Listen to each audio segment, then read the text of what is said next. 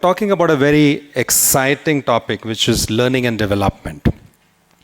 And as we talk about learning and development, when we talk about what is changing, what is new, what is different, it's important for us to know what is happening around us, what is happening in the industry. It's extremely important to understand that.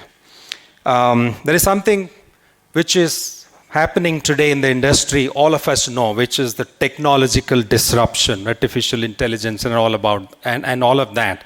I'm not getting into that because you know about it. But as an outcome of that, we're going to see some very, very interesting developments in the industry. You will probably see organizations, maybe a $1 billion company, which has only 50 people.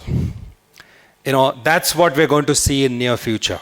Today we have thousands of people. If it's a 1 billion company, probably you have hundreds and thousands of people. But you have probably a few 50 or 100 people in a 1 billion organization. That's the trend change that we're going to see in near future. In the whole, in the midst of all these changes, skill is going to become the new currency.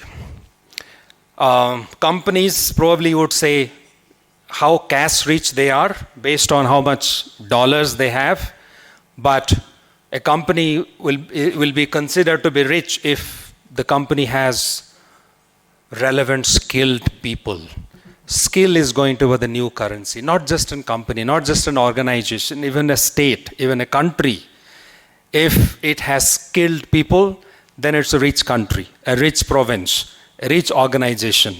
So the new currency is going to be skill. That's something that all of us need to keep in mind. Organizational structures will go through a major change. The hierarchical organizations will kind of melt away, will not have those hierarchies. What would matter in organization is not experience, but of course, experience is important, but what would matter is potential, talent, skill. That's going to be very, very important. As organizations grapple with the skills scarcity, they would also try to figure out how to build structures where skills should be available across the organization on demand. So that's some of the changes, shifts that we're going to see in the near future. Life cycle of skill will become very short.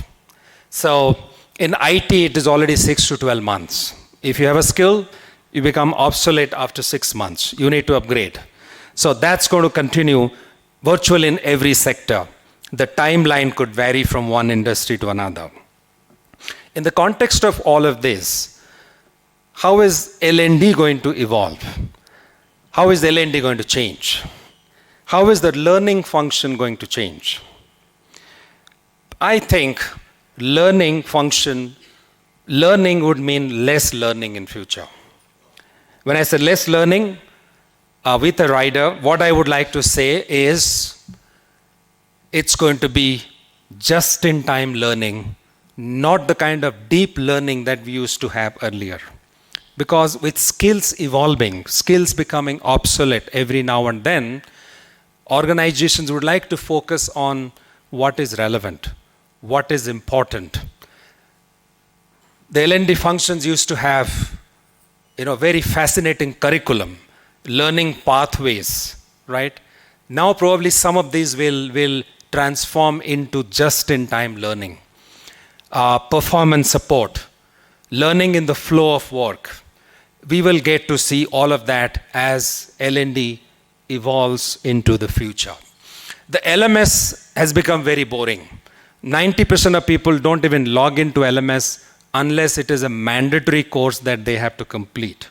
So L&D teams will really have to figure out how they bring in more creativity in terms of making learning more accessible, immersive, interactive, and fun for people.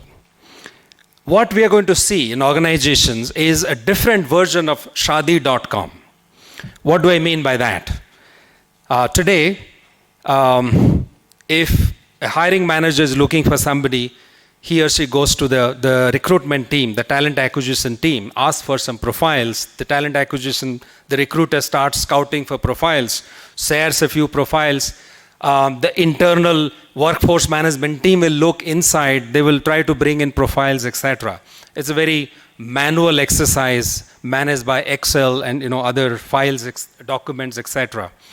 But AI will ensure that we have powerful learning talent management systems where a hiring manager can reach out to a prospective team member directly.